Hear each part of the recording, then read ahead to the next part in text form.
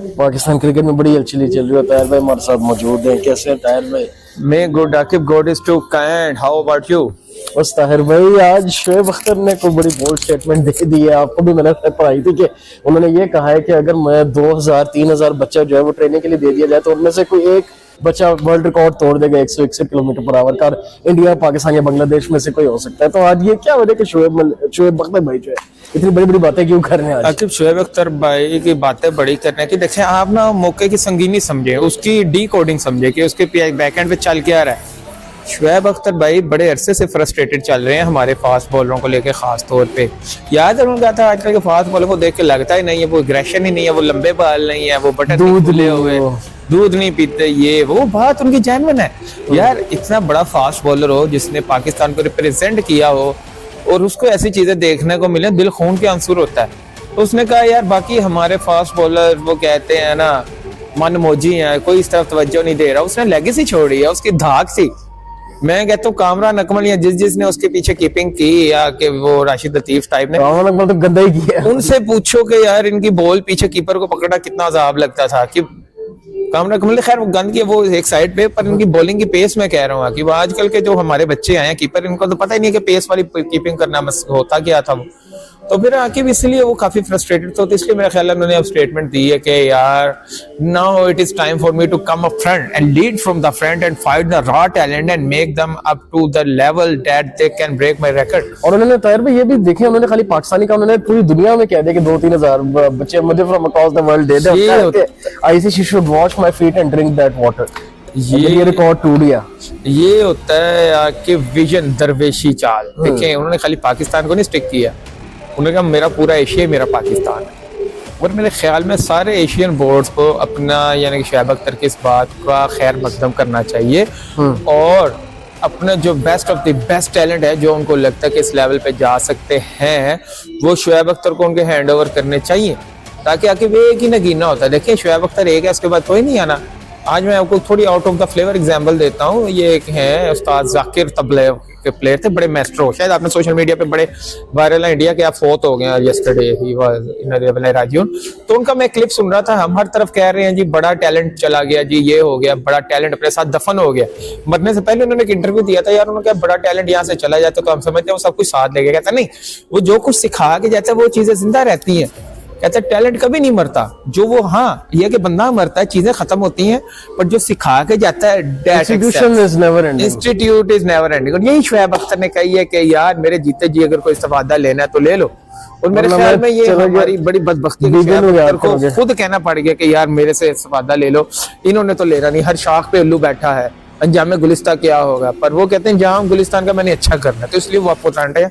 मैं इनको सल्यूट करता हूँ इस बात पे। और ताहिर भाई शोएब अख्तर की हम बात करें तो एक और फास्ट बॉलर ने रिटायरमेंट का ऐलान कर दिया, 7 फुट 2 इंच मोहम्मद इरफान। उनका कैरियर लंबा नहीं चल सका पाकिस्तान के लिए, उन्होंने भी कह दिया मैं भी इंटरनेशनल क्रिकेट को खैराबाद किया। इंजरीज भी उनको काफी हुई अपने कैरियर में। Mohammad Irfan 7 footer plus, proud son of Vehari, क्या नाम आपने ले लिया, क्या ग्रेट बंदे थे वो। इंडिया के खिलाफ डेब्यू किया था। ये भी बड़े डाउन टू अर्थ बंदे हैं और बड़े लो लेवल से इन्होंने अपना करियर स्टार्ट किया था आकिब, और इस लेवल तक पहुंचना मैं उनको सल्यूट करता हूँ आकिब। पर वो कहते हैं ना कि हम टैलेंट की कदर नहीं कर पाए आकिब। ये कहता हूँ कि पाकिस्तान के पूरी दुनिया के लिए आकिब एक नायाब टैलेंट था, अगर हम इनको बचा के रखते, और हमसे बचाया इनको हर फॉर्मेट खिलाया, इंजर्ड हो गए, फिर टीम से बाहर हो गए। वो इंजर्ड तो सारी बात है, फिर अब तवील कामत है, इंजरीज तो उनको वो लाजिम व मलजूम थी ना। पर आकिब जो थोड़ा अरसा रहे हैं सुथरा खेल के गया। मैं कहता हूँ कि इनकी काविशों को पीसीबी को याद रखना चाहिए, और इनकी बॉलिंग की जो पेस थी और बाउंस था वो नॉर्मल नहीं था कि पता चल जाता। बैट्समैन तंग होते थे, तंग अच्छे भले तंग होते थे, और इनकी हिट भी पावर हिट जाती होती थी जो एक आधी बैट पे। यार भाई आपको आने 2 सीरीज याद होगी इंडिया में जो खेले थे हम, एग्जैक्टली खान ने भी आउट किए थे। 2012 की सीरीज थी आकिब, उधर इनका कमबैक हुआ था, उनकी पेस जो इंडियन बैट्समैन को भी तंग कर रही थी। एग्जैक्टली तो मेरे ख्याल में ठीक है कि प्लेयर होते हैं जाने के लिए, पर इस तरह सैड एंडिंग नहीं होनी चाहिए। पीसीबी को चाहिए कि टैलेंट को कंट्रोल करें, टैलेंट मैनेजमेंट पूल बनाएं जिसमें इस पूल को यानी कि वो भरे, ना कि इस पूल को ड्रेनिंग की तरफ लेके जाए। हम देखना डेली हर रोज कोई ना कोई पाकिस्तानी प्लेयर, चाहे वो बैट्समैन है चाहे बॉलर है, रिटायरमेंट की खबरें आ रही हो। अभी उस्मान खान की भी आई तो उस पर भी हम बात करेंगे फ्यूचर में आगे। तो मेरे वो भी टायर में लग रहा है कि फेक की खबर अभी भी नहीं है। आजकल जिस तरह वो ट्रेंड चल रहा है वो अंधेरे में शापर की, अंधेरी में शापर, तो यूं ही भी नहीं जा सकते तायर भाई। वो ना इधर मुझे शेर याद आ गया उनका, ना खुदा ही मिला ना मिसाले सनम, ना इधर के रहे ना उधर के, वो ना उनको पाकिस्तानी टीम में जगह मिल रही है ना यूएई में मिल रही है। तो मेरा ख्याल में पीसीबी को अपनी पॉलिसीज बनानी चाहिए प्लेयर्स को रिटेंशन के लिए, क्योंकि आखिर प्लेयर बड़ी मुश्किल बनता है, प्लेयर खोना सेकंड नहीं लगता पर बनाने में उम्रें सदियां गुजर जाती है। बड़ी मेहनत लगती है प्लेयर्स को जो है ऊपर उठने में बनने में। बल्कि प्लेयर्स की बात करें तो कल ताहिर भाई हमारी वनडे सीरीज का भी आगाज होने जा रहा है पाकिस्तान साउथ अफ्रीका का। दोनों कप्तानों ने तस्वीर भी खिंचवाई है। क्या पैगाम देते हैं, क्योंकि वनडे में हम अच्छा भी कर रहे हैं। रिजवान जाहिर बात है सीरीज हारने के बाद कॉन्फिडेंस उनका लो होगा, बहुत ज्यादा प्रेशर में भी है। क्या कहते हैं? आखिर रिजवान का प्रेशर तो लो होगा पर रिजवान इज अ वॉरियर। याद है ऑस्ट्रेलिया के साथ उसने कहा था हम 24 साल से सीरीज नहीं जीते, इसका ये मतलब नहीं था कि हम नहीं जीत सकते। कहता मैंने ये चीज में रखे वी कैन डू, और जज्बा था उनमें, और उनमें जज्बा था। मेरे ख्याल में he is a human man, he is a down to earth, very उनको सुपरमैन भी कहते हैं उनके। He is a superman, he is a power man. तो मेरे ख्याल में Rizwan will do his level best, क्योंकि टी20 से ज्यादा आई थिंक वो वनडे में ज्यादा वनडे की अहमियत भी ज्यादा होती है, अहमियत भी ज्यादा वनडे में वो ज्यादा सक्सेसफुल रेशियो है उनकी। ये 2-3-4 मैचेस की जो सीरीज अभी पिछले 2 सीरीज जीत के आए। हाँ, तो फिर मेरे ख्याल में इसमें हमें रिजवान पॉजिटिव वे में लिखेंगे और पाकिस्तान इस सीरीज में कम बैक करने की पूरी कोशिश करेगा। और ताहिर भाई जाते जाते एक खबर आपको मैं शेयर करना चाहूंगा कि आज जेसन गिलेस्पी ने खुल के वजह भी बता दी कि उन्होंने क्यों इस्तीफा दिया। वैसे ये वजह मुझे पता भी थी कुछ अर्सा पहले कि जो उनके कोच थे, असिस्टेंट कोच गालिबन हाई परफॉर्मेंस सेंटर के टिम नेल्सन, उनको जो है जब पीसीबी ने फारिग कर दिया गया तो जेसन गिलेस्पी का इस चीज पे गुस्सा था कि मुझे इस चीज से आगाह नहीं किया गया, और उस वजह से उन्होंने नाराजगी की वजह से छोड़ दिया बोर्ड। यार मेरे स्टाफ को फारिग किया जा रहा तो मैं भी छोड़। ये होता है आपकी प्रोफेशनल क्रिकेटर का इंतकाम। वो कहते हैं चली है रस्म के ना के सर उठा के चले। ये जो गोरा कोच होता है ना आकिब, ये सर झुकाने वाला नहीं होता, ये सर उठा के चलने वाला। तो उनको बेखबर क्यों रखा जा रहा था ताहिर भाई? उनको लग रहा था जी ठीक है हम जिसको मर्जी सैक कर देंगे, जो मर्जी कर देंगे, कोई चुप रहेगा। पर वो उसने कहा ना काका ऐसे नहीं। उसे एक ऑस्ट्रेलियन से आप ऑस्ट्रेलियन को छेड़ गए। वो है असूली बंदे आके ऑस्ट्रेलियन टीम की जब आप बैटिंग बॉलिंग फील्डिंग देखें वो टोटली डिफरेंट नजर आता है। प्रोफेशनलिज्म उनमें नजर आती है कि प्रॉपर एथलेटिज्म नजर आती है, हार्ड कमबैक करने के लिए जाने जाते हैं। तो आप कैसे एक्सपेक्ट कर सकते हैं कि यार वो उस लेवल का बंदा, और ग्लेस्पी जैसा बंदा जो जबर फास्ट बॉलर था कि आप इनकी फोर्थ बॉलिंग देखें आपको अभी भी खौफ आएगा। एशेज सीरीज से आप शुरू करें 2006-05 वाली, आपको डबल सेंचुरी भी किया नाइट वॉच। बिल्कुल नाइट वॉच इनका रिकॉर्ड है आके तक भी इनके पास।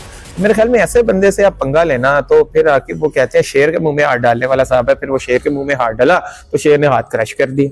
और ताहिर भाई ऑस्ट्रेलिया की हम बात करें तो इंडिया जो है वो तीसरे टेस्ट मैच में भी 51 पे 4 खिलाड़ी आउट है। ऑस्ट्रेलिया पहले इनमें 440 और मैच में काफी आपको पता है बादशाह भी हुए हैं। क्या कहते हैं ताहिर भाई आपकी 4-1 लग रहा होने वाला?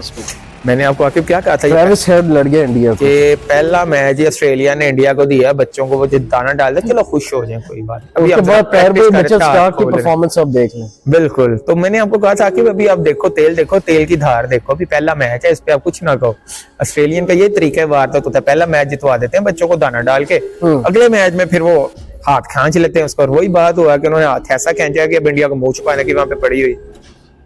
क्या मतलब स्ट्रेटजी होनी चाहिए? लेकिन बारिश भी है, इंडिया शायद ये मैच ड्रॉ भी करने में कामयाब हो जाए बारिश की बनस्बत। तो क्या कहना चाहेंगे, इंडिया क्यों इतना अंडर प्रेशर लग रहा है? रोहित की कप्तानी जाते हुए नजर आ रही है। आकिब रोहित की कप्तानी चली भी जानी चाहिए। Aqib it's more than enough यार, किसी नए बंदे को लाए, रॉ टैलेंट को आगे आने का मौका दें। कितना अरसा क्या निकाला रोहित शर्मा ने इनसे, ना कोहली से परफॉर्म हो रहा है, इनसे क्या निकाल लेने आकिब। तो मेरे ख्याल में अब एक टाइम आ गया कि यार इंडिया को चाहिए यंग टैलेंट को मौका दें। और देखिए ग्राहम स्मिथ को भी तो उन्होंने यंग एज में कैप्टन बना दिया, तो कितना अरसा वो चला था। ये चीज सलमान बट में भी हमें नजर आई थी, अनफॉर्चुनेटली कुछ रीजंस की वजह से वो नहीं आगे कैरी ऑन कर पाए। इसलिए इंडिया के पास कोई गोल्डन मौका है, नए टैलेंट को मौका दे। विराट और ये जो रोहित वगैरह हैं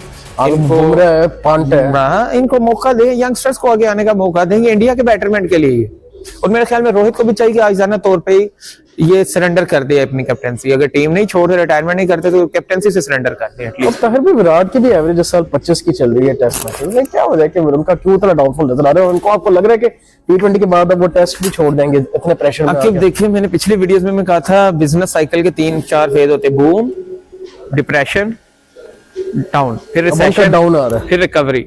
अब ये इन्होंने बूम देख लिया, पीक देख लिया, अब इनका डाउनफॉल चल रहा है। और मुझे लग रहा है कि रिसेशन वाला फेज इनका खत्म ही हो गया, क्योंकि एज खत्म हो गई आखिर, एक टाइम तक ही चलती है ना। 36 टायर भाई ना, बिल्कुल ना, बल्कि अभी यंग तो है, मैं ये नहीं कहूँगा कि ओल्ड है, बट स्टिल वो करियर उनका काफी लॉन्ग लास्टिंग है। 16 साल से खेल रहे हैं। उनकी वो फॉर्म भी वो नहीं रही, तो वो कहते हैं ना, वो क्या कहते हैं ना, सदा नहीं रहती जवानी पावे लाख खुराका खाइए, शेर का मैंने आपको ये लुपे लुपा सुना है। तो बेसिकली कोहली को चाहिए यार, काफी फेम देख लिया, काफी पैसा भी कमा लिया, इसको वो कुर्सी की तरह, सियासत वाली कुर्सी की तरह ना समझे कि यार चलो कुर्सी नहीं जानी चाहिए, सीट नहीं जानी चाहिए। यंगस्टर्स को आने का मौका दें। ऑस्ट्रेलिया और इंग्लैंड में क्या होता है, पीक पे जाके वो करियर छोड़ते हैं कि चलो यार यंगस्टर्स के पीछे जो जगह बच रही है वो ना जाया हो। वो क्या होता है ताहिर भाई, either you die as a hero or become a villain। और बिल्कुल। और विराट को चाहिए कि ये विलन ना बने, ऐसा हीरो ही बन के जाए, रोल मॉडल बन। वर्ल्ड कप जीत गए, अब एग्जिट अच्छी ले। एग्जैक्टली। मेरे ख्याल में वर्ल्ड कप जब ये जीते थे ना, इन्होंने T20 से रिटायरमेंट ली थी। इन्हें जैसे तीनों फॉर्मेट से तब रिटायरमेंट ले लेते, सुरखरू होके जाते इंडिया में। मैं कहता हूँ इनका मुजस्मा बन जाना था इसको, रोहित शर्मा का, पर वो मौका जाया कर गए। चलो चलो ताहिर भाई, thank you so much for time. आपको कल इंशाल्लाह दोबारा एक वीडियो में एंगेज करेंगे। So guys that's it for this video. Cricket के पेज को लाइक करें, फॉलो करें, सब्सक्राइब करें for more content like this. तब तक के लिए मुझे और ताहिर भाई को दीजिए इजाजत। Take good care of yourself and अल्लाह हाफिज।